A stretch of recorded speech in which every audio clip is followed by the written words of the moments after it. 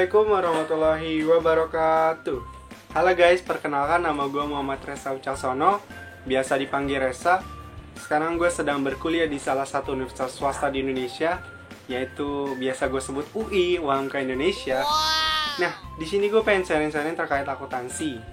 Alasan gue pengen sharing-sharing ini, pertama untuk mengisi waktu kegabutan gue di pandemi corona ini, karena stay at home. Kedua, gue pengen bantu teman-teman yang mungkin masih belum mengerti terkait akuntansi, dan teman-teman yang mau masuk jurusan akuntansi, baik itu SMK ataupun universitas. Nah, di sini sebelum kita berlanjut ke sana, kalau kata pepatah mengatakan tak kenal maka tak aruh. Kita harus kenal dulu sama akuntansinya. Nah, akuntansi ini udah ada 5 abad yang lalu, dan penemunya itu adalah Luca Pacioli. Nah, dia menuliskan buku tentang aritmatika dan geometri. Nah, di dalam buku itu ada subjudul yang terkait pembukuan. Nah, di situ udah kebayang kan betapa tuanya akuntansi itu, ya lebih tua lah daripada kita. Nah, setelah Perang Dunia Kedua, ya di dunia bagian barat itu akuntansi sangat terkenal karena sangat berpengaruh di dunia bagian barat pada saat itu. Jadi di dunia bagian barat itu membuat ya kayak seperti program studi gitu buat akuntansi agar semua orang bisa memahami akuntansi gitu, atau pembukuan itu. Nah, setelah itu harusnya kita tahu juga dong apa sih urgensinya, apa sih manfaatnya belajar akuntansi. Banyak banget manfaatnya, apalagi di saat era 4.0 ini ya, 4.0 ya. Nah, di situ itu pasti udah ada saatnya kita belajar bisnis dan lain-lain itu. Nah, bisnis ini ya dari yang terbesar hingga terkecil ya, atau biasa kita sebut makro dan mikro, sangatlah membutuhkan pencatatan atau pembukuan ini gitu. Makanya sangat bermanfaat untuk implementasi kehidupan ya, biar kita bisa mengambil keputusan gitu. Lalu kita harus tahu juga dong apa sih pedoman akuntansi.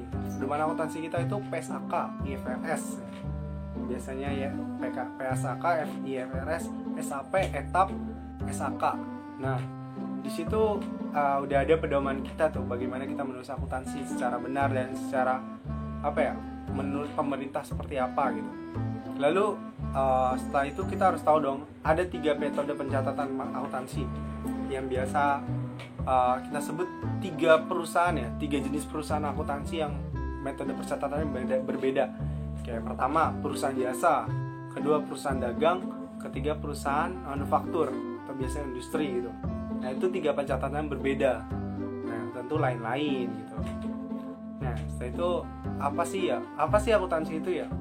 Menurut saya pribadi dan ketika saya mengambil dari para ahli ya, akuntansi itu artinya cuma 3 kata. Input, proses, output.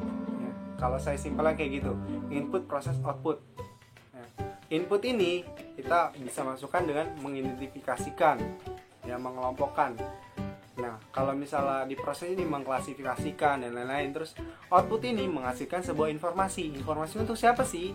Informasinya untuk si pemegang perusahaan atau manajemen atau juga investor untuk pengambilan keputusan. Ya, mengambil sebuah keputusan nih. Misalnya untuk manajemen, bagaimana untuk mengatur keuangan untuk tahun depan, bulan depan. Kalau investor, bagaimana investor memasukkan investasi nggak ke sana gitu. Nah, itu. Lalu setelah itu kita juga harus tahu dong ada yang dinamakan siklus akuntansi. Nah, ini saya mau jelasin secara garis besar siklus akuntansi itu kayak gimana sih. Nah, ini dia siklus akuntansi. Nah, ini guys, siklus akuntansi. Tadi kan saya udah menjelaskan ya pengertian akuntansi itu kalau buat saya 3 buah kata, yaitu ada input, proses, sama output. Nah, input di sini kita prosesnya mengidentifikasi sebuah transaksi atau bukti ya. Biasanya kalau di dalam mata kuliah itu transaksi sih, kayak misalnya penjualan barang secara tunai, pembelian barang secara tunai, pembelian perlengkapan, pembelian rumah atau modal yang disisipkan atau prime dan lain-lain. Nah, itu. Lalu kalau bukti kayak misalnya faktur pembelian, penjualan atau apapun gitu yang berupa bukti untuk sebuah perusahaan. Biasanya kalau implementasi dalam kehidupan perusahaan ya gitu, ada buktinya gitu, dan harus ada buktinya. Nah, habis itu kita masukkan ke dalam proses. Nah, proses di sini teman-teman harus tahu nih, prosesnya ada 5 kalau saya buat ya. Prosesnya itu ada proses penjurnalan. Ya teman-teman harus tahu penjurnalan itu kayak gimana sih. Nah, penjurnalan itu kayak misalnya contoh ya, kayak misalnya membeli barang secara tunai berarti pembelian pada kas ya, atau menjual barang secara tunai berarti kas pada penjualan gitu ya. Pokoknya kayak kita ngejurnal transaksi yang ada di sini atau bukti yang ada di sini nih. Nah, kita jurnal di sini. Nah, ntar abis itu kan kita udah tahu tuh nama akun-akunnya, misalnya ada kas, ada penjualan, perlengkapan, tanah, dan lain-lain. Nah, itu kita post di akunnya masing-masing, atau biasa kita sebut post di buku besar.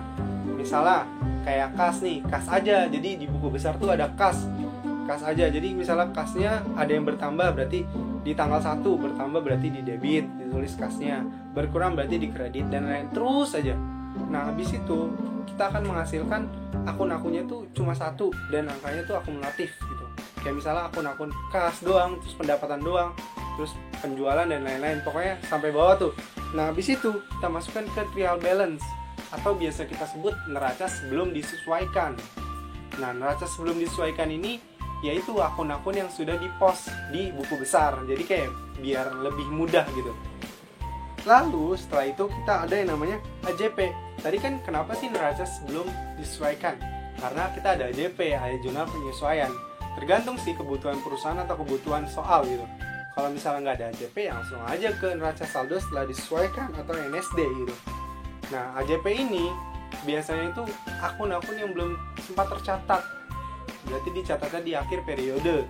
Kayak misalnya pendapatan diterima di muka ya sudah terrealisasi, berarti kan pendapatan di muka pada pendapatan gitu, atau utang bunga, atau beban yang masih harus dibayar dan lain-lain. Nah, itu dimasukkan ke AJP. Nah, habis itu kita neraca saldo setelah disesuaikan. Nah, di neraca saldo sebelum disesuaikan ini dia itu akan mengalami akumulatif dengan AJP. Misalnya kalau misalnya pendapatan tadi ada pendapatan nih, pendapatan di neraca saldo sebelum disesuaikan itu ada nambah nih di AJP, nambah misalnya 500.000 bertambah 5 juta, berarti 5.500.000 dimasukinya ke neraca saldo setelah disesuaikan atau NSD. Nah, gitu simpelnya sih. Lalu kita ada laporan keuangan.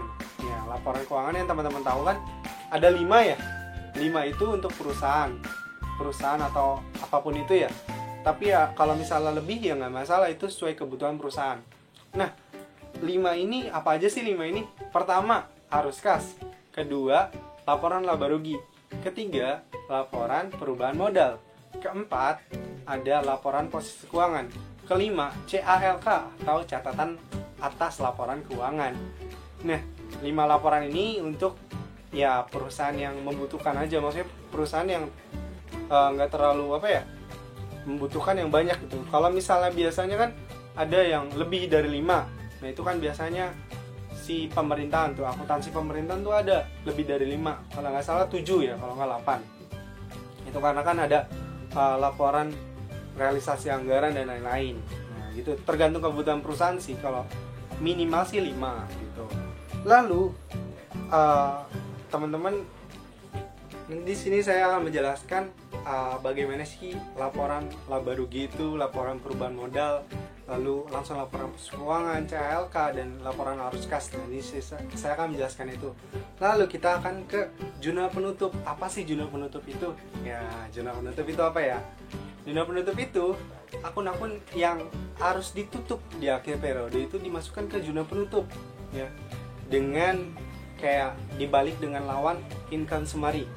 Biasanya itu yang ditutup itu kayak pendapatan ya, laba, terus beban-beban dan price. Nah, itu akan ditutup gitu.